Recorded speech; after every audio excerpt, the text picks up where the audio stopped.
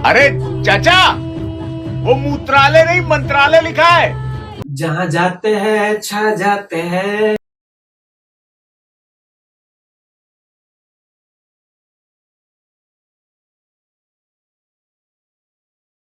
हर दिल को ये भा जाते हैं।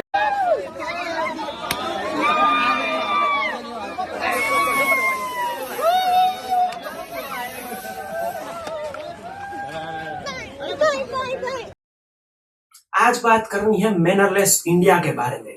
आज इस वीडियो में हम बात करने वाले हैं छपरियों का भारत देश जो बन चुका है उस बारे। अरे एलविश भाई के आगे कोई बोल सकता है क्या? एलविश भाई! आज बात करनी है निकम्मों के भारत देश के बारे में। आजकल हिंदुस्तान में मानो कुछ माहौल ऐसा बन गया है कि छपरी होना मानो एक टैग है सेलिब्रिटी होने का, और इसे बहुत सम्मान की दृष्टि से देखा जाता है। यानी कि आप दूसरों के साथ दुर्व्यवहार करेंगे और आप इसे बड़ा गर्व महसूस करेंगे कि ये देखो मैं दूसरों के साथ दुर्व्यवहार कर रहा हूँ। आजकल दूसरों के साथ दुर्व्यवहार करना भी मानो यहाँ लोगों का जन्मसिद्ध अधिकार बन चुका है। यहाँ पर एक त्योहार को ही ले लीजिए कि हमारे लिए होली एक रंगों का त्योहार है, एक बहुत ही खुशी का त्योहार है, लेकिन उस त्योहार में भी कुछ लोग अनजान लोगों पर इस तरीके से रंग लगाते हैं कि मानो सामने वाला व्यक्ति बहुत ही अनकंफर्ट फील करने लगे। और अगर हर साल आप होली खेलते हैं तो आप उस चीज से, उस माहौल से बड़े वाकिफ होते हैं, तो आपको एक खुशी महसूस होती है एक दूसरे पर रंग लगाने के लिए। लेकिन आप इस तरीके से कभी रंग किसी अनजान व्यक्ति पर बिल्कुल नहीं लगाएंगे। एक बार उनसे पूछो तो सही कि क्या वो कंफर्टेबल है भी या नहीं। और यहाँ तो इतने सारे लड़के मिलकर एक दूसरे देश से आई लड़की पर भी टूट पड़ेंगे। और एक बात अवश्य ही हमें नोट करनी चाहिए कि विदेश से आए लोग यहाँ पर बहुत सारे लोगों के लिए एम्प्लॉयमेंट खड़ा करते हैं। जब वो आपके शहर में या किसी राज्य में आएंगे तो वो यहाँ पर रुकेंगे, यहाँ पर खाएंगे, यहाँ से चीजें खरीदेंगे। इससे बहुत सारे लोगों को रोजी रोटी मिलेगी। लेकिन अगर ऐसा ही दुर्व्यवहार हम करते रहेंगे, ऐसी एक नहीं ऐसी बहुत सारी घटनाएं हैं जहां पर हमने दूसरों के साथ हद से ज्यादा दुर्व्यवहार किया हो। गोवा में तो एक ऐसी घटना आई है और ये कैमरा में रिकॉर्डेड है, इसलिए आप इसे देख भी सकते हैं कि किस तरीके से लोग अपना छपरीपन और अपना असभ्यता को प्रदर्शित करते हैं। इससे हमारे भारत देश की छवि अत्यंत खराब होगी। ऐसी घटनाएं एक नहीं अनगिनत घटनाएं हैं। और अब तो ऐसा हाल हो चुका है कि अब हम केवल यहीं तक नहीं रुके, अब हम अपनी असभ्यता और अपना जो अभद्रता है उसे केवल हमने भारत देश तक सीमित नहीं रखा है, अब हम इसे लेकर विदेश में भी गए हैं। कमाल का माल है, देख रहे हो ना यार, आप कमाल की माल हो। कैसे सबर कर रहा हूँ मैं बता नहीं सकता हूँ। मेरा दिल कर रहा है ना ऐसे अपने हाथ में पकड़ेगा चेक करूँ क्या है, लेकिन अब उसके लिए मुझे रात का टाइम वेट करना पड़ेगा, आपको पिलाना पड़ेगा।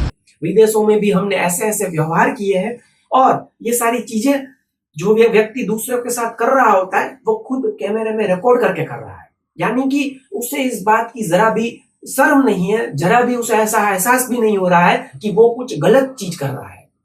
उसे लग रहा है कि ये तो बहुत बड़ा स्वैग है, मानो कोई बहुत बड़े प्राउड की बात है कि मैं दूसरों के साथ ऐसा व्यवहार कर रहा हूँ। अभी कुछ दिनों पहले ही तुर्की में एक व्यक्ति वहां के लोगों के साथ, वहां के शॉप में साथ ऐसे ऐसे दुर्व्यवहार करता है और उसे रिकॉर्ड करके अपलोड भी करता है। उसके बाद ये हो सकता है। Where is the Indian flag over here? Let me see the Indian flag over here. या lots of flags over here. Where is the Indian flag? No Indian flag. No. आपने देखना उसने कैसे उसने वो इंडिया का सुनकर कैसे मुंह बना लिया। वो हिंदुस्तान का जल के ना एकदम जल गया। अब भाषा हिंदी है इसलिए ज्यादातर लोग समझते नहीं, लेकिन धीरे धीरे ये बात तुर्की में फैल जाती है और फिर वहां तो यहाँ जैसा है नहीं, वहां सीधा उसे पुलिस द्वारा अरेस्ट कर लिया जाता है। बाद में वो माफी मांगता है, लेकिन खैर यहाँ समझने वाली बात यह है कि ऐसी चीजों पर हमारा देश कभी रिएक्ट नहीं करता। पढ़े लिखे लोग भी ऐसे घटिया गाली गलौज करने वाले लोगों को, ऐसे छपरी लोगों को बहुत ही बड़ा महान समझती है, मानो कोई बहुत बड़ा टैलेंट हो कि आप दूसरों के साथ दुर्व्यवहार करें, दूसरों की बुराई करने में, दूसरों को नीचा दिखाने में और दूसरों की बेइज्जती करने में आजकल लोगों को बड़ा मजा आता है। मैंने एक वीडियो बनाया था जो पूरा video comedy nights Kapil Sharma पर बेस्ड था, जिसमें आप अवश्य ही वो वीडियो भी देख सकते हैं कि किस तरीके से इस बंदे ने ऐसा माहौल बनाया कि दूसरों को रोस्ट करना, बहुत ही वल्गर कॉमेडी करना आपको सेलिब्रिटी बना सकता है और पूरा देश उसे सेलिब्रेट करता है। पढ़े लिखे लोग गाली गलौज करने वाली लड़की को इन्फ्लुएंसर मानते हैं।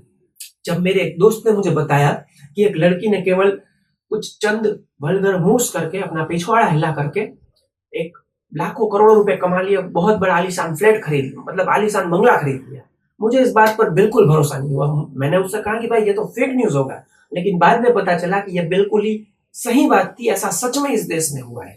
यानी कि आप डॉक्टर बनो, आप अभियंता बनो, या फिर आप कोई बहुत बड़ी पीएचडी की डिग्री भी हासिल कर लो, तब भी आपको वो आदर और वो सम्मान इस देश में, इस समाज में नहीं मिलने वाला है जो आदर, जो सम्मान और जो पैसा एक 2 कौड़ी के छपरी व्यक्ति को बहुत ही ज्यादा असभ्यता और अभद्रता दिखाने के लिए मिल रहा है।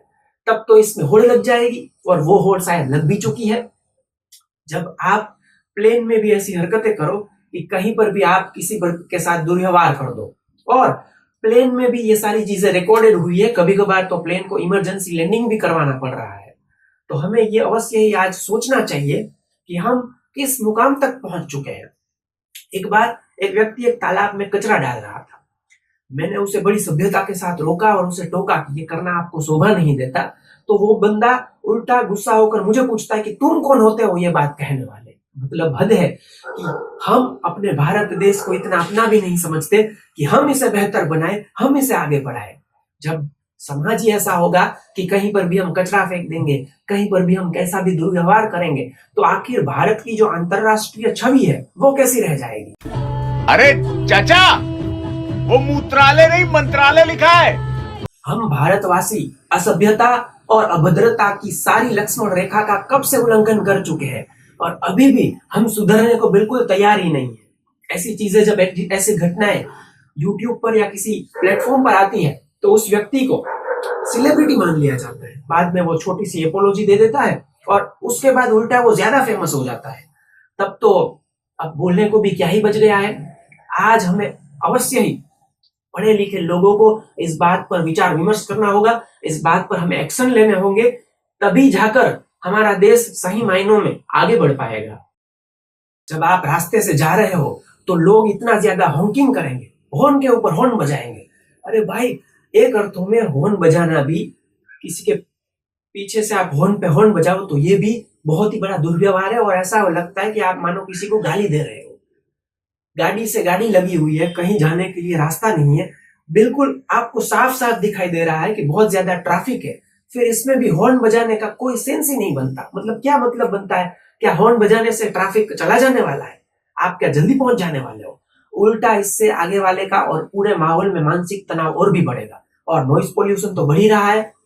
सबको जाने के लिए इतनी जल्दी है कि मानो आपके जो आगे है आपको ऐसा लगता है कि उसे जाने की जल्दी नहीं होगी। अरे भाई, वो भी जाना चाहता है, लेकिन ट्रैफिक कितना है। और इतना ही नहीं, यहाँ तक कि जब सिग्नल रेड हो तब भी लोग इतने ज्यादा हॉर्न बजाते हैं। अरे भाई, आपको इतनी भी शर्म नहीं आती कि रेड सिग्नल है, वहां पर जाना अलाउड ही नहीं है, तो फिर आप क्यों हॉर्न बजा रहे हो? लेकिन इतनी छोटी सी बात, इतनी छोटी सी मैनर भी सीखने के लिए भारत का देश कभी तैयार नहीं है। आप दूसरे देशों की घटनाएं देखिए कि वहां कितना तमीज और तहजीब के साथ लोग चलते हैं। जब लोग ट्रेन में चढ़ते हैं तो वो भी बारी बारी से पूरी लाइन से चढ़ते हैं। यहाँ तो आप ट्रेन का माहौल देखो, ट्रेन के अंदर भी ऐसे ऐसे डांस हो रहे हैं कि मानो आपको लिटरली शर्म आए कि भाई ये क्या चल रहा है देश में। और यहाँ तक कि कहीं पर भी लोग कुछ भी स्टार्ट कर देते हैं। लड़कियां तो, एक जमाना हुआ करता था जब आपको टिकट और पैसा चुकाना पड़ता था इस तरह के डांस देखने के लिए, लेकिन आज नचनिया बैठकर मुफ्त में कहीं पर भी आपको मुजरा स्टार्ट कर देती है, और दूसरों के साथ हम वीडियो बनाना भी स्टार्ट कर देते हैं। अरे भाई, उनकी परमिशन तो लो, उन्हें पूछो को सही कि क्या वो आपके साथ बातचीत करने में या फिर होली का त्योहार है तो रंग से खेलने में दिलचस्पी रखते भी है कि नहीं। ऐसे ही आप किसी का भी वीडियो लेना स्टार्ट कर दोगे। यहाँ तक कि हमारे देश में तो बीच में ये तक सुनने को मिला था कि महाकुंभ में जो लोग नहाने के लिए और पवित्र दर्शन करने के लिए जा रहे हैं, वहां पर वो पब्लिक प्लेस है तो वहां पर नहाने के लिए जा रहे हैं, तो जब महिलाएं कपड़े बदल रही हो वे वीडियोस भी लेकर लोग बेच रहे हैं। किस हद तक ये देश जा चुका है। मतलब हर चीज की एक लिमिट होती है, यहाँ पर अवश्य ही मर्यादाएं होती है, लेकिन हमारी बातें बहुत बड़ी बड़ी है। हम बात करते हैं भारत देश की भव्यता की, भारतीय संस्कृति और सभ्यता की, लेकिन जब ग्राउंड लेवल पर रियलिटी चेक किया जाए तो जो सच्चाई है वो इतनी कड़वी है कि उस पर बोलने में भी आपको शर्म आए कि भाई आप ऐसी बातें कैसे कर सकते हो। तो ऐसी बातों में हमें एक स्टैंड अवश्य ही लेना होगा, और दूसरे देशों की तरह यहाँ पर भी तमीज और तहजीब दूसरों को सिखाई जाए, और ये हमारे जीवन का एक पार्ट होना चाहिए, ये बाय डिफॉल्ट होना चाहिए। दूसरे देशों में देखें, अगर वन वे रोड है और गाड़ियों का लेन अगर अलग है, तो वहां पर एक भी गाड़ी कभी भी, चाहे कितना ही ट्रैफिक हो और बाजू का पूरा लेन खाली हो, फिर भी एक भी गाड़ी ऐसा नहीं करेगी कि उस लेन से मैं चला जाऊंगा। नहीं, तमीज और तहजीब और सभ्यता सामने से जीवन में होनी चाहिए। जब तक ये भी ना हो, अगर आपके पास बेसिक चीजें ही नहीं है, तो आप किसी उच्च स्तर की अपेक्षाएं भला कैसे रख सकते हो। तो हमारे भारत देश में यह अत्यंत आवश्यकता हो चुकी है कि हम पढ़े लिखे लोग एक स्टैंड लें, और आज के बाद ऐसे गाली गलौच वाले शोज देखने के लिए लोग 1000 1200 रुपए की टिकट खरीदते हैं, गाली गलौच और दूसरों की बेइज्जती करने वाले शोज अटेंड करने के लिए। और माइंड पावर और जीवन में कुछ सकारात्मक परिवर्तन लाने के लिए शोज जो होते हैं वो तो मुफ्त में रखने पड़ते हैं, तब भी लोग नहीं आते। मतलब आप किस हद तक पहुंच चुके हो, आप ऐसी घटिया रोस्टिंग वाली चीजें और बहुत ही असभ्य और वल्गर चीजें देखने के लिए पैसे भी चुकाने के लिए तैयार हो। और ऐसे लोगों को अगर सेलिब्रिटी मानोगे तब तो हो चुका, तब तो कभी कुछ नहीं हो सकता। हमें सभ्य और अच्छे लोगों को आगे बढ़ाने का प्रयास करना होगा। अगर पढ़े लिखे लोग स्टैंड नहीं लेंगे तो फिर कभी आप ये उम्मीद नहीं कर सकते कोई ऊपर से कोई देव आने वाला है और भारत देश को विकासशील से विकसित बना देगा। जी नहीं, जो भी करना होता है वो हमें ही करना होता है। एक देश एक नागरिकों से बनता है, लोगों से पूरा देश और पूरा समाज बनता है, और लोगों से ही देश प्रगति करता है। हमारी बातें तो बहुत बड़ी बड़ी है, लेकिन जब हम सत्य के बारे में बात करेंगे तो विकासशील देशों वाली हरकतें भी हमारे देश में नहीं देखी जाती है, और ये एक बहुत ही कड़वा सत्य है। हो सकता है आपको इस वीडियो में सच्चाई गले से ना उतरने वाली लगी हो, लेकिन आप भी असल में चाहते हैं, आप भी जब अपने आप से पूछेंगे तब आप भी अवश्य यह कहेंगे कि भाई बंदे की बात में दम है, बात तो बिल्कुल सही कही जा रही है। अगर आप भी ऐसा सोचते हैं या आपके जीवन में भी ऐसी कोई घटना घटी हो, तो आप भी कमेंट सेक्शन में बड़ी सभ्यता के साथ अवश्य ही अपना एक्सपीरियंस शेयर कर सकते हैं। और अगर अभी तक आपने इस चैनल को सब्सक्राइब नहीं किया है तो चैनल को सब्सक्राइब अवश्य ही कर दीजिएगा। ये वीडियो ज्यादा से ज्यादा लोगों तक पहुंचे, इसीलिए इस वीडियो को दूसरों के साथ, अपने दोस्तों के साथ शेयर भी अवश्य ही कीजिएगा। धन्यवाद।